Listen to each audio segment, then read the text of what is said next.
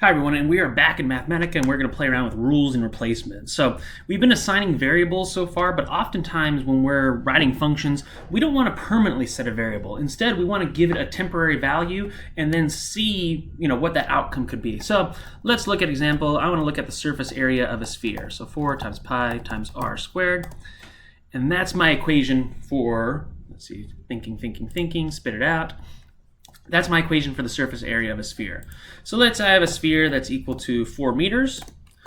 I could define that and do that, but then now my surface area function is fixed. I can't, to change it, I have to change it here and look at it, and it's already set, and then my variables are, it's assigned, they're assigned variables now, and it's a little bit clunky. So one of the cool things you could do, if you just want to kind of look at, well, what if this value is this, I can do a replacement. So I could do SA function / replace r with 4. If I type in SA again, I don't know what's going on here. If I type in SA again, it still returns my function. So you see that r is still here. R is blue, in the function, when you're doing it. So it's not like previously where I assigned the variable permanently. So I'm just looking at what is the value of SA right now. So I could do SA / r goes to -1. I could do I say 10, 15. I could look at this numerically as well.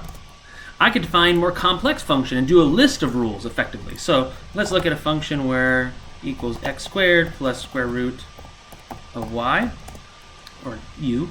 So now let's say I want to do / x goes to 1. I could also make this a list of rules. So x goes to 1, u goes to 10, and then I go look at this numerically as well and look at the value of the function. But if I type out the function again, it's still in terms of u and x. So this is the nice thing about, if you just want to look at when you're playing with values of functions, this is a nice way to kind of play around with that. So this is a really cool way to kind of play around with these values. Now, we are going to transition into the most important function in Mathematica, which is the table function. So there are, you probably are comfortable with for loops, for I equals, etc., etc. There are loops, there are for, there are do in Mathematica. Oops, I should have done this other function. So for example, I could do for. You can do for functions, and it looks a lot like what you've done previously, but don't use for, don't use do, don't use those values. We're going to use table. So let's create another random list. So random list from, I'm going to do equals random integer. I'm going to do, I'm going to do this. Random integer. I'm going to do it from 0 to 5, and I want 15 values. So let's say, for example, I wanted to pick out, so 0 to 5, let's say I want to do position of our list 5 or 0. So this allows me to do it, but let's say I want to do it for 1 through 5.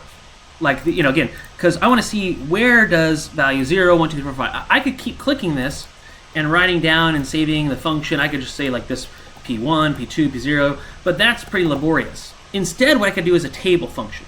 So a table, just like for, would do I goes from 1 to 10 in intervals of 1. I could do I goes from 1 in intervals of 2, 3, 5, etc., etc., etc. So one of the things I can do here is just set this. I want the position of I goes from 0 to 5. So boom, we've got that value. I can go and look and see, okay, here's 0, 1, 2, 3, 4, 5. Okay, you can look at and find all those positions of the values. So tables are key iterative function that we're going to utilize a lot in this class in order to figure out and find, or actually to repeat, to import data, and to do these kind of repetitive functions, so iterative functions. So table is your most important function in Mathematica. We're going to use this quite a bit. So remember that syntax. So we're able to pull out all those positions, because if I look at, that's essentially the same thing that we got for example, this is giving me my position of 0. For 1, I need to look at the second element of this list. We got it. Excellent. And before we get into building functions, just a quick one. So we've been assigning like b equals 5. Sometimes it's nice to just hide the output just like that. So now, B, if you want the output, that's great, but you don't have to kind of see it right there. So hiding that output with that semicolon is a nice little feature. All right, next time we're going to build some functions, and then we're going to build some conditions and functions. Then finally, we're going to solve equations. So we'll do those three things next time. Thanks, and I'll see you all in the next video. Bye.